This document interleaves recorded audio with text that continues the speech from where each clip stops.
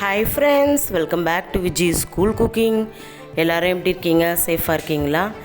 இன்றைக்கி நம்ம சேனலில் ரொம்ப டேஸ்டான ஒரு இனிப்பு மாங்காய் ஊறுகாய் தான் நம்ம செய்ய போகிறோம்.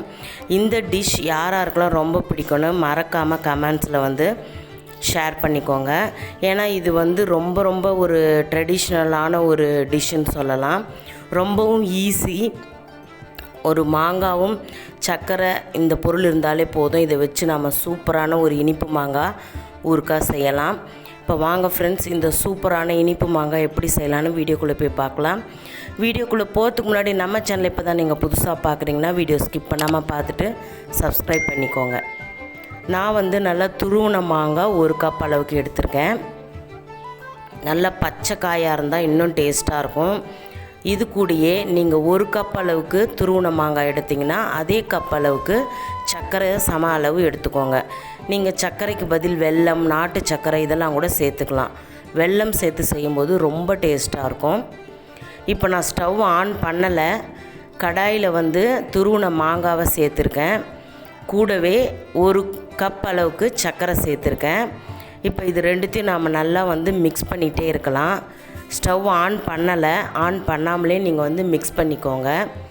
அந்த சர்க்கரைலாம் நல்லா கரைஞ்சி நல்லா வந்து தண்ணியாக ஆகணும். அது வரைக்கும் நாம் வந்து ஒரு 2 இல்லது ஒரு 3 நிமிஷத்துக்கு இதை மாதிரி மிக்ஸ் பண்ணிகிட்டே இருந்தோன்னா சர்க்கரை வந்து இந்த மாங்காயில் வர தண்ணியோட நல்லா வந்து கரைஞ்சி நம்மளுக்கு வந்து நல்லா சர்க்கரைலாம் கரைஞ்சி இருக்கும். இந்த ஸ்டெப்பு ஏன் நாம் செய்கிறோன்னு பார்த்தீங்கன்னா, நாம் இதில் தண்ணிலாம் சேர்க்க போகிறதில்ல. ஏன்னா இந்த ஊறுகாவை வந்து நாம் ரொம்ப நாளைக்கு வச்சு ஸ்டோர் பண்ணி வைக்கிறதுனால இதில் நாம் தண்ணியே சேர்க்க போகிறதில்ல. ஜஸ்ட் இந்த சர்க்கரையிலேருந்து வர தண்ணி, இந்த மாங்காயில் இருக்கிற தண்ணி, இதை வச்சு தான் நாம் வந்து குக் பண்ண போகிறோம். இப்போ பார்த்திங்கன்னா கொஞ்சம் நல்லா சர்க்கரை உருகி இருக்குது. நல்லா அந்த மாங்காவோட தண்ணியும் நல்லா வந்து இறங்கி நல்லா கொஞ்சம் சர்க்கரை கரைஞ்சிருக்கு. நான் இன்னும் கூட ஸ்டவ் ஆன் பண்ணலை. இன்னும் கூட நல்லா இந்த சர்க்கரை நல்லா கரைஞ்சி நல்லா தண்ணியான ஒரு கன்சிஸ்டன்சிக்கு வரணும். இப்போ பார்த்திங்கன்னா கரெக்டாக வந்து ஒரு 3லேருந்து 4 நிமிஷம் வரைக்கும் நான் வச்சு எடுத்தேன். நீங்கள் 5 நிமிஷம் கூட அப்படியே வச்சுருங்க. நல்லா வந்து சர்க்கரை நல்லா கரைஞ்சிடுச்சு. இப்போ நீங்கள் ஸ்டவ் ஆன் பண்ணிவிட்டு இதை நம்ம ஹீட் பண்ணலாம். இப்போ தான் நான் ஸ்டவ் ஆன் பண்ணுறேன். ஸோ வீடியோ ஸ்கிப் பண்ணாமல் பார்க்குறவங்களுக்கு தான் இந்த ஸ்டெப்பு வந்து புரியும். இப்போ ஸ்டவ் ஆன் பண்ணிவிட்டு நீங்கள் வந்து நல்லா மிக்ஸ் பண்ணிகிட்டே இருங்க. மீடியம் ஃப்ளேமில் இல்லை லோ ஃப்ளேமில் வச்சு குக் பண்ணுங்கள். ஏன்னா சர்க்கரை வந்து சீக்கிரமாக வந்து அந்த ஒரு கம்பி பதம் வந்துடும். அதனால் மீடியம் ஃப்ளேமில் நான் வந்து மீடியம் ஃப்ளேமில் வச்சுருக்கேன். நல்லா இந்த சர்க்கரை கரைஞ்சி ஒரு கம்பி பதம் அளவுக்கு வரணும். நான் காட்டுறேன். இப்போ பார்த்திங்கன்னா நல்லா மிக்ஸ் ஆகிடுச்சு. இப்போ நல்லா வந்து சர்க்கரை இன்னுமே கரைஞ்சி நல்லா அந்த மாங்காவோட மிக்ஸ் ஆகிடுச்சு. மாங்காவும் நல்லா ஒரு அரை வேக்காடில் நல்லா வந்து வெந்திருக்கு. இப்போ நாம் வந்து மிளகாய்த்தூள் மசாலாக்கெல்லாம் என்ன சேர்க்கலாம் அப்படின்னு சொல்லிட்டு நான் காட்டுறேன். இது கூட நாம் வந்து காரமும் சேர்க்க போகிறோம். இந்த ஊறுகாயில் பார்த்திங்கன்னா இனிப்பு இருக்கும், புளிப்பும் இருக்கும், காரமும் இருக்கும். இது 3ம் சேர்ந்தது தான் இந்த ஊறுகாய். ஸோ இப்போ நாம் வந்து இது கூட இன்னும் என்னென்ன சேர்க்கலாம் அப்படின்னு சொல்லிட்டு பார்க்கலாம். இப்போ பார்த்திங்கன்னா நல்லா சர்க்கரை கரைஞ்சி மாங்காவும் நல்லா வந்து அரை வேக்காட்லேருந்து 3/4 பதம் வரைக்கும் நல்லா வெந்து வந்துடுச்சு. மாங்காய் வந்து நல்லா வெந்து வந்தால் தான் அந்த ஊறுகாய் வந்து நம்மளுக்கு டேஸ்ட்டு கொடுக்கும். அப்படியே வாயில் வச்சதும் கரையிற மாதிரி அந்த டேஸ்ட்டு வந்து கொடுக்கும். இப்போ இது கூட ஒரு 1/4 ஸ்பூன் அளவுக்கு உப்பு சேர்த்துக்கோங்க. ஒரு பிஞ்ச் அளவுக்கு மஞ்சத்தூள் சேர்த்துக்கோங்க. 1 ஸ்பூன் அளவுக்கு குழம்பு மிளகாய்த்தூள், அப்படி இல்லைனா சிவப்பு மிளகாய்த்தூள், எது வேணாலும் நீங்கள் காரம் அதிகமாக இருக்கிறதா சேர்த்துக்கோங்க.